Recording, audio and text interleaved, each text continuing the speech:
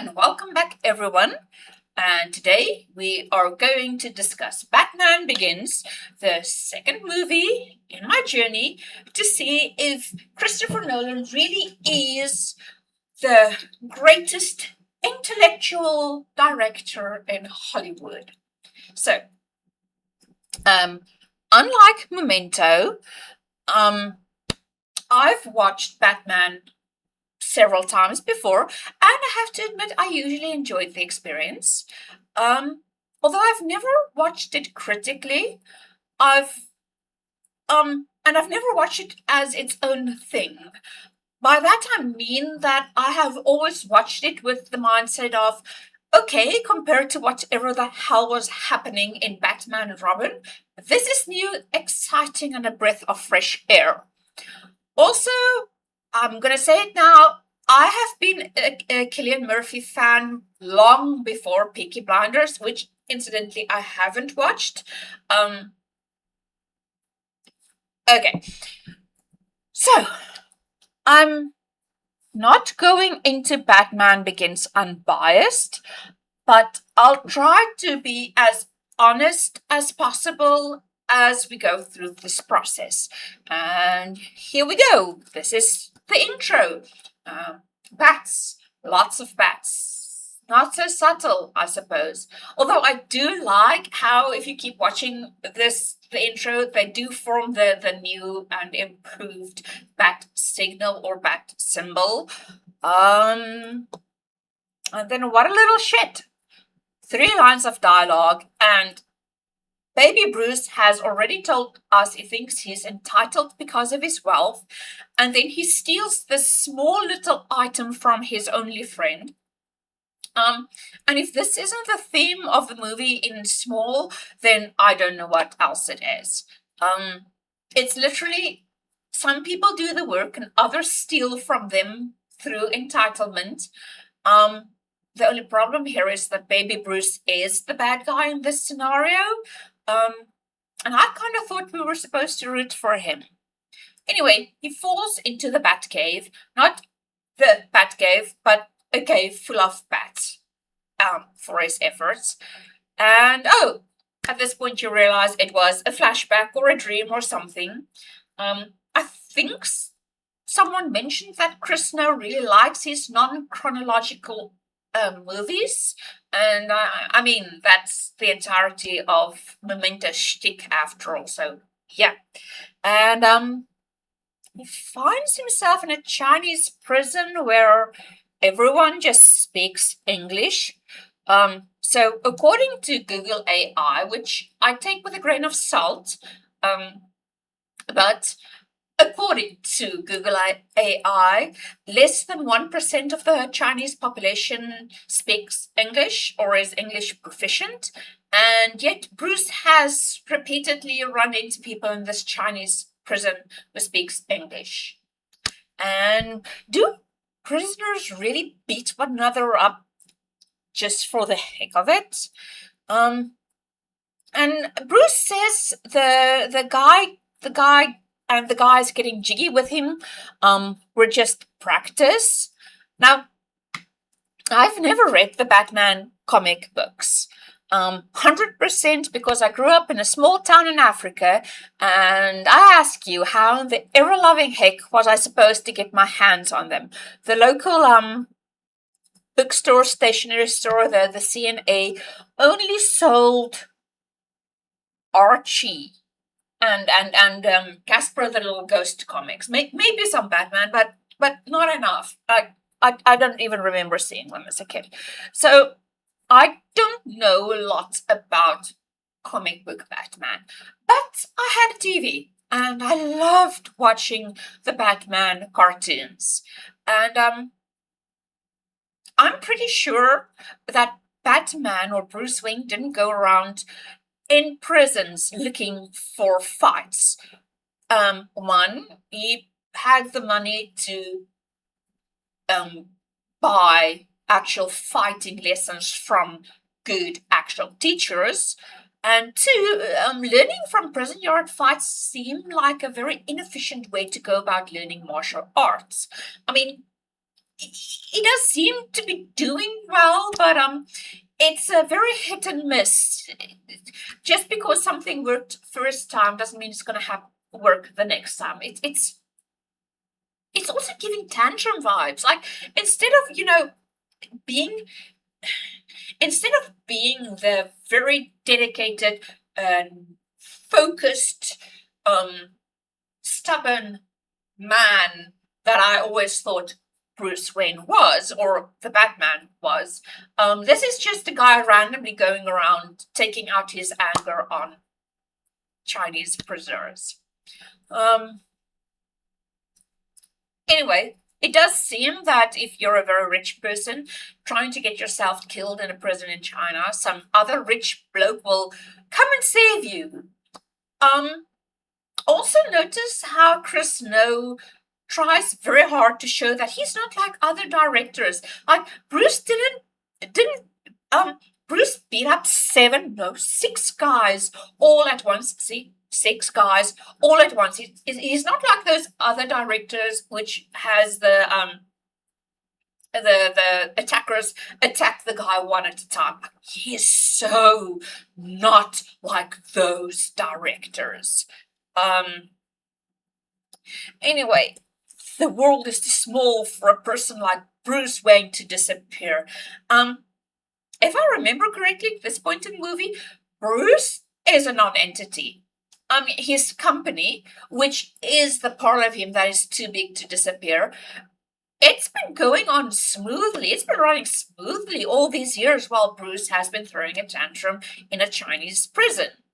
And, anyway, so after some blah, blah, blah, Bruce is said to, Batsy needs to go pick a rare blue flower, which only conveniently grows on the eastern slopes of this particular mountain, and I guess at this particular time of the year. And he has to take that one flower to the monastery, or no, he really just says to the peak of the mountain. I have to say, here I thought I was watching a movie, but this feels more like a side quest on Warcraft. Okay, honestly, I guess Chris No was channeling ancient mythology. Weren't there similar quests and stuff in old poems of the Knights of the Round Table and such? I guess we should be impressed at this time that Chris No has read some classical literature. And yes, I would have been much more impressed by this if this wasn't so stupid. You may find what you're looking for. And what am I looking for? It's like, brother, we just spent 3 minutes expositioning what you are looking for. Raz Al Ghul, or Liam Neeson just told you for about 3 to 5 minutes that you need a path, and you have to become a legend, and you have to become more than a man. Like, please pay attention to your own script, dear. And please note that this man has just been in a punch-up for his life against 6 men in the mud the day before. And he was thrown out of the back of a moving vehicle. Yes, granted, slowly moving vehicle, but he was just thrown out of the back of a moving vehicle. Yet he has this baby smooth skin and his clothing is remarkably clean, which is why I'm remarking upon it. And the blue painted thistle just randomly grows here in the middle of Chinese winter. And old Raz only told him to go to the top of the mountain. Now, this is a pretty impressive monastery, but what if Bruce had managed to scale the mountain on the wrong side, or just it had been snowing too hard? I mean, what if he had just missed the monastery? And then what? Would he have just been sitting at the top of the mountain looking lost for the rest of forever? Like, probably. And then I have to ask, why does he look so lost? And for me, that is such a big part of what's wrong with this movie at this point. Um, this isn't Bruce Wayne. This isn't Wayne becoming Batman. Um, I have admitted I've never read the old comics, but this guy is an imposter. Um, the backstory of the Dark Knight is pretty well known. Bruce Wayne was never lost. That is perhaps one of his most impressive qualities. Bruce Wayne and Batman is steadfast. He is a rock. He is so entirely sure of who he is.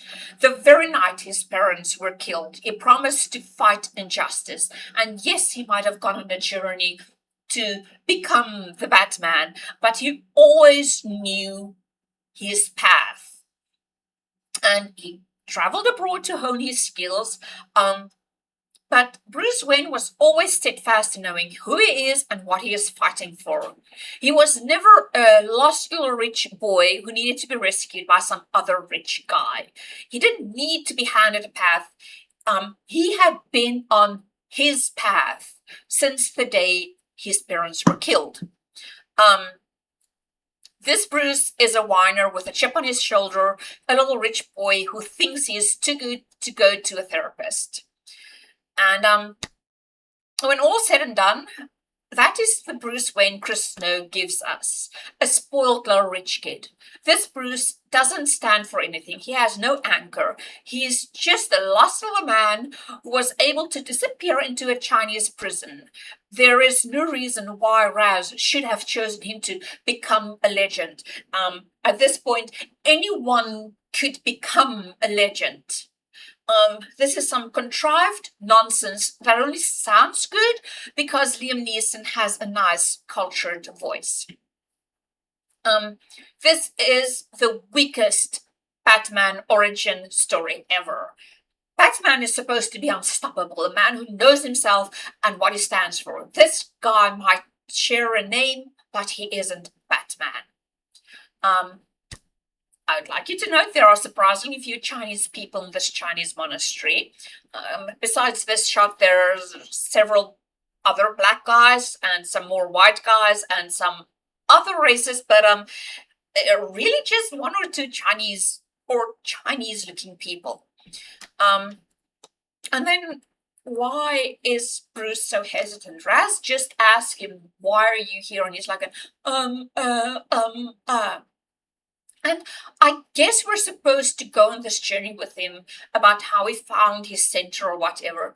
But this Bruce doesn't convince me he can he can take on Superman and win, like we know he did.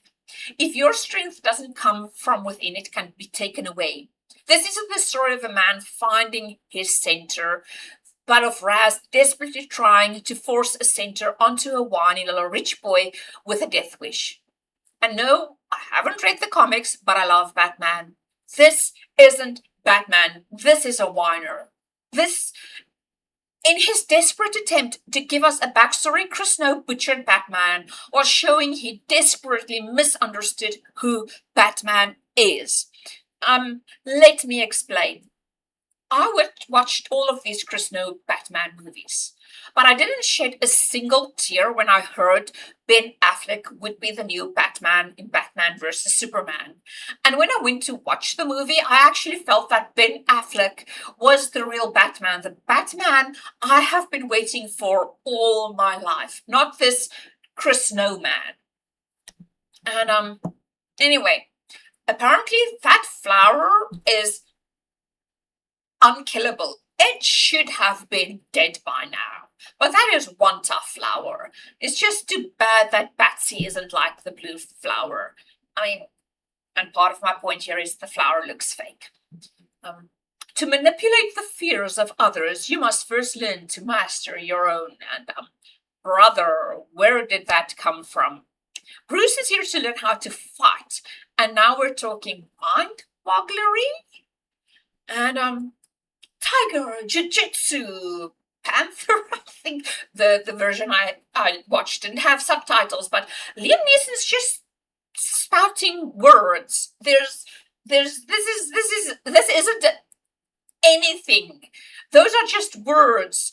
Uh, Liam Neeson's just kicking Batman's ass and spouting words, and I don't know. Is that supposed to say this? The fighting method Liam Neeson Raz is using, the fighting method Batsy was trying to use, or the method that he will be taught? I don't know. I don't know what this scene is.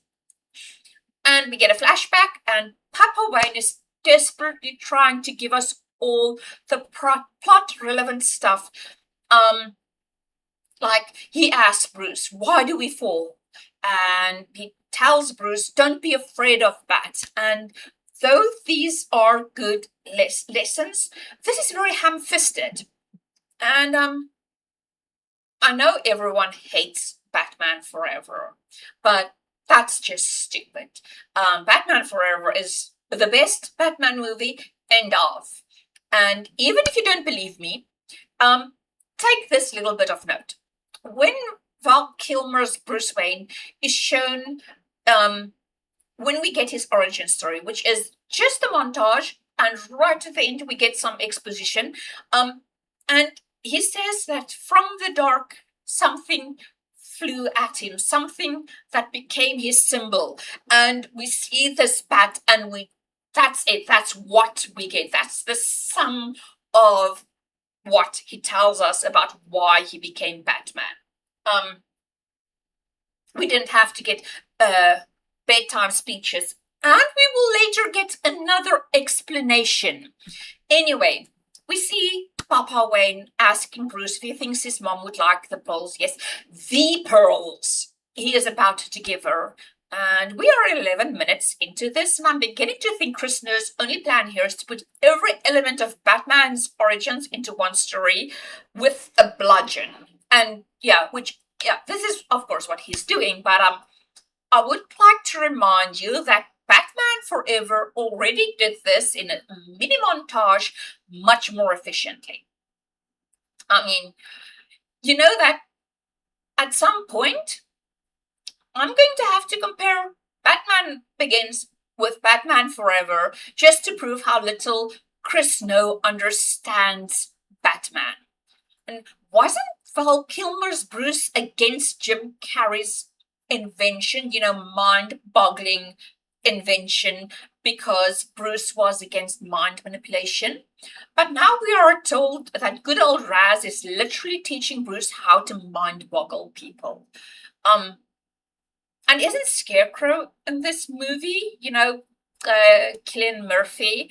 I mean, he's doing the same thing, isn't it? So when Bruce mind boggles people, it's good, but when Scarecrow mind boggles people, it's bad. The city has been good to our family, so we built this railway, but the city is suffering. So Bruce just up and left for years. He knows that the city is suffering, and yes, I know he's just a boy, but I mean, what's his face? Christian Bale must have been at least in his 30s when we are introduced to him as Batman in this movie.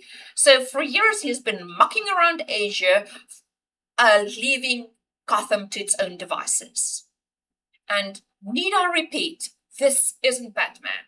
Even if the Batman part is newer, the Batman persona that he'd adopted, this isn't the person who becomes Batman. This is a guy who is just having a mental moment for a decade. We learn that they only left the theater because Bruce was scared of the play. I mean, it is a cheap way to give the character depth. But after the bedtime story of Papa Bruce telling him to man up, you'd think we'd see some character growth in Bruce by now. The kid is a whiner, he's a whiner scaredy cat, and though being scared isn't the problem, it is that he hasn't faced his fears. That irks me. Krishna should have used this moment to show the embryonic Batman overcoming his fear, but instead we see him give in to his fear and run away. And you're telling me this is the unmovable Batman. And oh yeah, I forgot Rutger Hauer was in this movie.